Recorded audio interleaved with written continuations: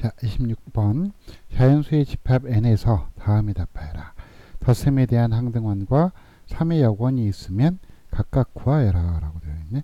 그럼 덧셈에 대한 항등원이라고 하는 이야기, 이 말이 처음으로 나왔습니다. 그리고 3의 여건이라고 하는 말이 처음 나왔습니다. 그럼 이게 무슨 뜻인지 한번 살펴보자. 여기 미리 적어놨는데 3 더하기 네모가 3이래. 그럼 네모는 얼마지? 0이네. 5 더하기 네모가 5래. 그럼 이 네모는 얼마야? 0이지. 마이너스 2 더하기 네모가 마이너스 2야. 이건 얼마야? 0이지. 3분의 1 더하기 네모가 3분의 1이래. 이건 얼마일까? 0이지. 그럼 7 더하기 얼마가 7일까? 0이지. 루트 3 더하기 얼마가 루트 3일까? 0이지.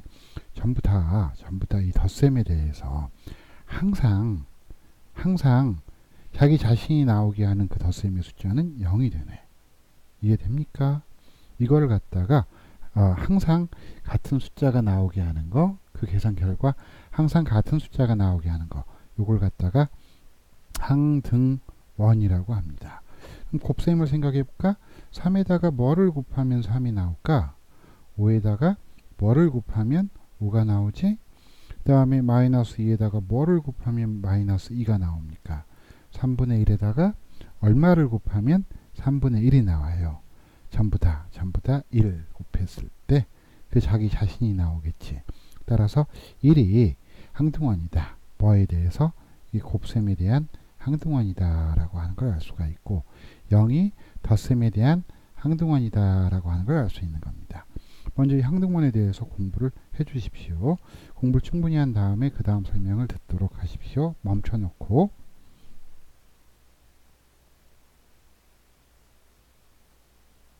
자, 그럼 항등원에 대해서 봤다고 생각을 하고 여건에 대해서 설명을 할게. 이제 여건이라고 하는 것은 우리가 명제에서 역을 배우고 했었지만 역전, 뒤집어진다라는 표현이야. 즉 3에다가 뭐를 더하면 항등원이 0이 나올까 하는 거야. 그래서 이 3의 덧셈에 대한 여건은 마이너스 3이 되는 거지. 그럼 5의 덧셈에 대한 여건은 얼마냐고 물어봤어. 그럼 이게 0이 나오느냐 하는 거야. 그래서 마이너스 5가 여건이 되겠지. 그럼 마이너스 2의 덧셈에 대한 여건은 하고 물어본다고 하면 이것이 0이 나오는 값이거든. 그래서 이때 이 여건은 2가 나오겠지. 3분의 1의 덧셈에 대한 여건은 0이 나오려면 마이너스 3분의 1이 되겠지. 이런 것들을 여건이라고 이야기를 하는 겁니다. 따라서 3의 여건, 덧셈에 대한 3의 여건 하면 여기서 구한 것처럼 마이너스 3 이렇게 되네.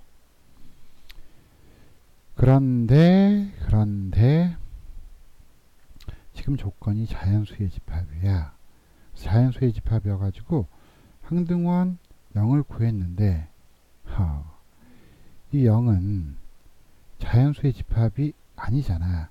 따라서 항등원이 존재치 않아요 라고 대답을 하는 게 정답입니다. 그럼 항등원이 없으면 여건이 항등원에서 태어난 건데 이 여건이 존재할 수 있겠어 없겠어? 여건 자체가 존재할 수가 없어. 항등원이 없다? 그럼 여건도 없다. 알겠습니까? 그렇게 되네.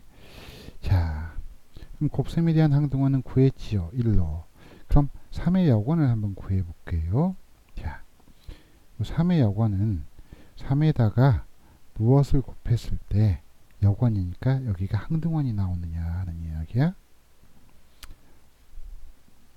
3에다가 뭐를 곱했을 때 항등원 1이 나오느냐, 곱셈에 대한.